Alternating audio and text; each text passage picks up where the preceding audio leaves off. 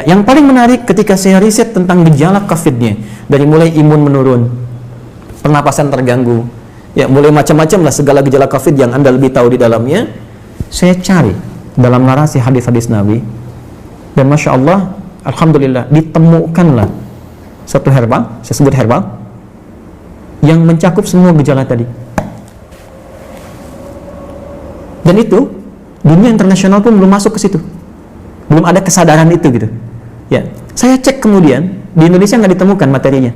Ini hanya ada di 2 tempat di dunia. Like and subscribe ya, supaya Parike Institute semakin berkembang. Kalau ditanya sikap apa yang mesti dibangun saat pandemi ini, maka sebagai seorang Muslim dari aspek ibadah, sikap yang mesti dia bangun adalah penguatan sisi spiritualnya. Ya, nanti di sini saya turunkan ada beberapa ayat di bagian ini yang memberi petunjuk langsung kepada kita. Jadi kalau nanti ada yang terkena COVID-nya misalnya, itu nanti mohon izin Prof, ada langsung zikirnya dibimbing oleh Al-Quran. Ya, bisa zikir yang standar Quran surah ke-26 ayat 80, zikirnya Nabi Ibrahim tuh. Wa idza maridtu fahuwa yashfin. Harus optimis. Kalau saya sakit pasti disembuhkan. Itu indah sekali di Quran itu. Jadi kalau Anda sakit pun mesti optimis sembuh. Ya, justru yang diajarkan tuh sikap optimisme. Saya selalu klaim ke teman-teman media tuh, Anda tuh gimana sih? 90% lebih sekarang berita tuh jelek semua. Kenapa nggak ditampilkan yang baik-baiknya? Ini sembuh begini, ini kekuatan begini. Itu kan motivasi gitu. Sekarang kita lihat setiap berita tuh A sampai B. Saya dari bangun tidur itu, ya setelah sholat, ngaji, macam-macam, saya jejerkan berita luar dengan dalam negeri. Itu beritanya 90% ke atas, jelek semua. Ini membuat manusia itu nggak semangat gitu. Ini mungkin frame yang kita mesti bangun. Mohon izin saya selesaikan sebentar. Nanti ada zikir yang standar, ada zikir Nabi Ayub. Ya, kalau orang sudah mulai vonis dokternya ini sulit, ventilator sudah dipasang, sesak macam-macam, ini luar biasa ini ya. Nanti ada zikir Nabi Ayub di Quran surah ke-21 misalnya, ayat 83 sampai dengan 84, yang divonis oleh orang nggak mungkin sembuh, ternyata sembuh. Sekali lagi, optimisme yang dibangun, inna ma'al usri yusra, ini pasti selesai, bahasa psikologinya, la yukallifullahu nafsan illa wus'aha, nggak mungkin saya diuji kecuali saya mampu mengatasi itu semua. Itu kalimat-kalimat positif dalam psikologi yang bisa membuat imun kita semakin naik. Nah, sekarang saya cepat karena waktu saya berakhir. Bagaimana ikhtiar secara muawalahnya? Ya, tadi saya sudah singgung, ini barangkali mesti dikoordinasikan, dan alhamdulillah di pemerintah sudah membuat gugus tugas kan, gugus tugas COVID, ada penanganan secara sosial, sudah ada social distancing, physical distancing, sampai masuk juga ke ranah-ranah ibadah yang mau ke masjid ya, itu sudah ada fatwanya tersendiri. Itu nanti penerapannya itu yang harus disosialisasikan ke masyarakat, karena setiap tempat bisa beda kebijakan ya, nggak semua dipukul rata gitu. Ini kan menarik juga, satu wilayah yang sangat dalam nggak ada COVID harus social distancing di masjid, kan agak aneh juga gitu ya. Nanti itu ada detail tertentu di situ. Saya ingin masuk kepada langkah yang sangat menarik. Prof ini juga herbal, mungkin teman-teman yang lain di kesehatan juga. Tapi saya nggak bisa buka ini ya, spesies genusnya saya ingin buka dulu sebentar. Nah, tapi saya challenge ya, Bu Rektor, saya challenge ya nanti tim terbaik dari Unhas, kalau mau silahkan ke Bekasi, saya tunjukkan, karena saya sudah uji ini 6 bulan dan alhamdulillah 100% manfaatnya. Saya sudah zoom dengan 9 direktur rumah sakit, dengan pakar-pakar juga, dan kita support juga kepada bahkan beberapa kolega yang terkena COVID juga. Saya tidak katakan obat ya, karena obat harus ada uji klinis. Saya katakan herbal nabawi, gitu kan? Ini apa namanya? Prophetic healing ya. Jadi pendekatan dari Tibbun Nabawi, ada sesuatu yang sangat menarik. Nah, saya riset. Sekali lagi riset. Gejala-gejala yang terkait dengan COVID. Dari hasil tadi, dari yang mohon maaf teman-teman sekalian, ada yang dari Tiongkok tadi, dari beberapa negara yang disampaikan datanya oleh 4 ya, filenya datang ke saya, dan ini hasil riset bukan sembarangan. Dari sini kita petakan kebutuhannya apa. Saya mau share begini ya, sebelum saya sampai ke herbal dulu. Ini Tiongkok ya, saya printkan beberapa halaman, ini ada 140 halaman lebih model Tiongkok ini.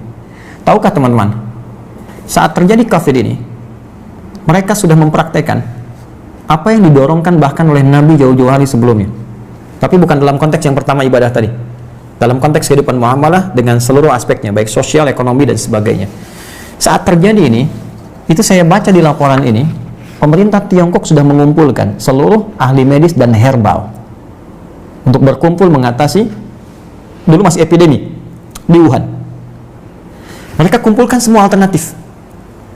Dan yang paling dahsyat, rahmat yang diisyaratkan Nabi, yang bisa berlaku di konteks muamalah, bisa masuk ke ekonomi, bisa masuk ke ranah sosial, itu mereka praktekkan. Mereka riset apa yang dibutuhkan untuk mengatasi wabah ini, apa saja yang dibutuhkan. Lalu mereka minta ke dunia-dunia luar, dan dunia luar ya luar biasa dengan itikat baiknya. Ada yang nyumbang APD, nyumbang macam-macam. Mereka sudah petakan, oh ini kebutuhannya.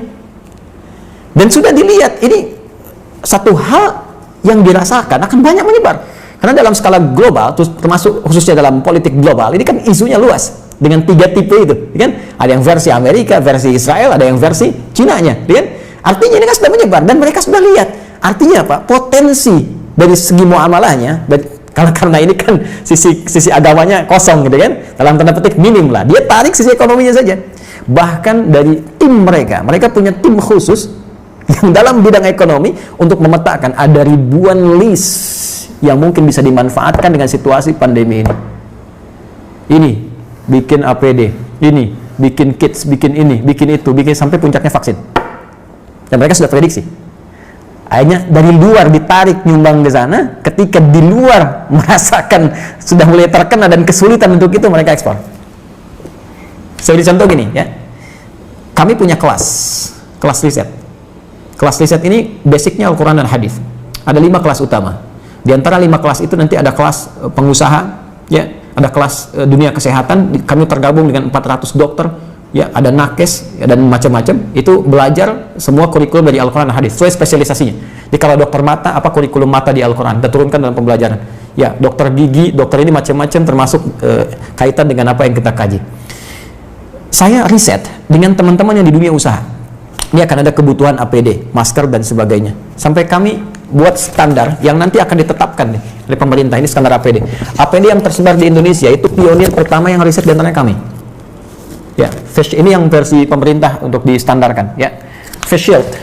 Kita buat face shield, masker. Tahu nggak teman-teman, Prof? Kita buat face shield untuk bantu masyarakat awal-awal. Bahkan kita gratiskan.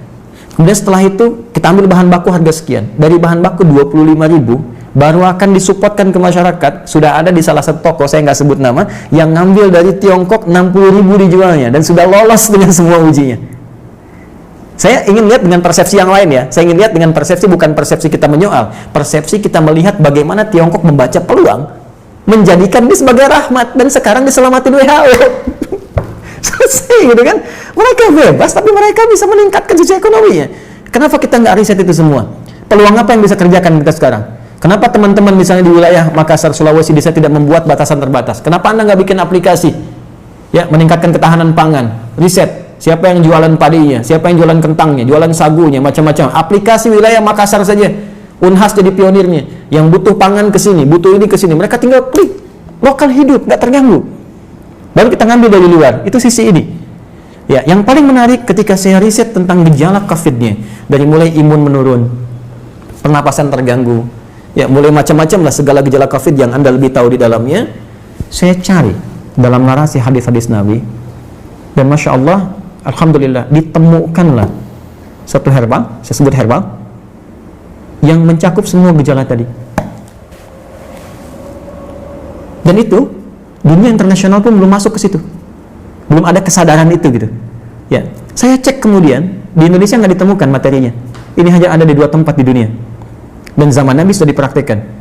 Ada gejala-gejala yang serupa pernah ditangani Nabi dengan pendekatan yang bisa diminum, bisa dimasukkan, teteskan ke hidung, bisa diasap gitu. Ya, itu ternyata saya cek itu masuk jurnal, Prof sekalian. Ini materinya udah ada di jurnal. Ya, jurnal-jurnal ilmiah internasional. Saya ada beberapa jurnal nih yang sudah ada. Ya, tapi saya mohon maaf saya belum bisa zoom ya nanti. Maksud saya nanti saya bikin statement di akhir. Ini sudah ada zoom internasionalnya. Ini sudah tahu ternyata khasiat-khasiat ini herbal ini, tapi belum ada kesadaran bahwa ini bisa mengatasi persoalan yang tengah kita hadapi saat ini di pandemi COVID. Ya, saya keluarkan itu, saya lacak hadisnya dari sejak 18 Maret saya usahakan, saya dapatkan dari sahabat kami karena ini hanya dapatkan di 2 tempat di dunia. Ya, di Himalaya dengan di Saudi bagian timur. Ini ada. Saya minta kemudian dan itu alhamdulillah ada. Saya cobakan, ya kita treatment beberapa teman-teman yang isolasi mandiri ya, karena di rumah sakit kan tidak mungkin karena protokol kesehatan. Tapi menariknya kalau ada izin dari keluarga untuk kepentingan pribadi, boleh jadi pendamping suplemen. Kami 6 bulan coba ujikan itu, sampai dengan sekarang rekornya 100%. Hanya 3 hari paling lama. Ya, yang terkait dengan COVID ini saya tidak mengatakan obat ya. Kalau enggak besok nanti saya diundang. jadi saya katakan ini ada pendampingan prophetic healing. Kemudian saya sempat share juga Zoom dengan beberapa 9 direktur rumah sakit, kita berikan bantuan juga itu dengan skala yang sangat terbatas. Dan menariknya, saya coba pesan itu satu kali lewat online, ya ingin tahu gitu kan, ada dilacak, ini sudah jadi produk internasional, tapi dengan arah pengobatan tertentu, bukan ke COVID, ya bukan gejala-gejala ini, dan belum tahu kalau ternyata itu bisa untuk gejala yang dimaksudkan. Jadi kalau kita pesan pun ada, cuma kualitasnya belum tentu sama karena ada 15 spesiesnya, 15 spesies. Nah saya coba pesan, ya saya minta staff saya pesan, coba saya pengen tahu nyampe nggak ke kita barangnya. Tahukah Anda apa yang terjadi? Begitu saya pesannya lewat ke Himalaya, ternyata barang yang datang ke kami harus masuk dulu ke Cina, dan ketika saya terima di Indonesia, addressnya, alamatnya dari Wuhan. Anda bisa bayangkan bagaimana bisa kontrol terhadap itu pun mulai ada kesadaran, dan di beberapa tempat sekarang mulai ada kesadaran untuk itu. Saya sudah menyampaikan kepada relasi terkait teman-teman, saya katakan begini, sampai ke negara pun, jika negara membutuhkan ini dan benar, ya silahkan uji. Rekomendasi kami siapapun yang ingin menguji dari pihak manapun, silahkan uji di lab. Kalau betul terbukti ada manfaatnya, saya serahkan sepenuhnya untuk negara. Saya tidak akan mengambil apapun dari ini dengan kecintaan kami kepada Indonesia. Hanya saya ingin satu saja, sebutkan referensinya bahwa ini dari hadis Nabi. Itu saja.